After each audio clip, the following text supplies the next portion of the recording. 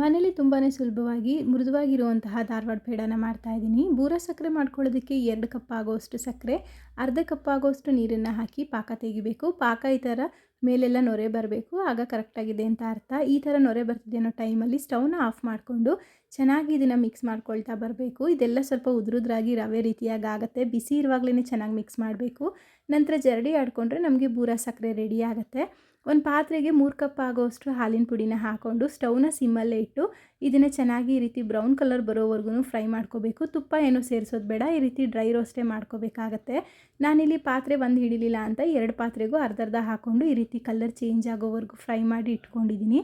ಇದನ್ನೆಲ್ಲ ಈಗ ಸಪ್ರೇಟಾಗಿ ಒಂದು ಪಾತ್ರೆಗೆ ಹಾಕ್ಕೊಂಡು ಪುಡಿ ಮಾಡಿರುವಂತಹ ಬೂರ ಸಕ್ಕರೆನ ಟೋಟಲಾಗಿ ಇಲ್ಲಿ 2.5 ಕಪ್ ಆಗೋಷ್ಟು ಹಾಕ್ಕೊಂಡಿದ್ದೀನಿ. ಅಂದರೆ ಬ್ಯಾಚ್ ವೈಸ್ ಆಗಿ ಸ್ವಲ್ಪ ಸ್ವಲ್ಪ ಹಾಕ್ಕೊಂಡು ಮಿಕ್ಸ್ ಮಾಡ್ಕೊಳ್ತಾ ಇದ್ದೀನಿ. ರುಚಿ ಜಾಸ್ತಿ ಆಗೋದಕ್ಕೆ ಅಂತ ಒಂದು ಸ್ವಲ್ಪ ಏಲಕ್ಕಿ ಪುಡಿ ಹಾಗೆ 2 ಸ್ಪೂನ್ ಆಗೋಷ್ಟು ತುಪ್ಪನ ಹಾಕ್ಕೊಂಡಿದ್ದೀನಿ ಅಷ್ಟೇ. ತುಂಬ ಜಾಸ್ತಿನೂ ಸಹ ತುಪ್ಪ ಎಲ್ಲ ಹಾಕ್ಕೊಳ್ಳೋದು ಬೇಡ.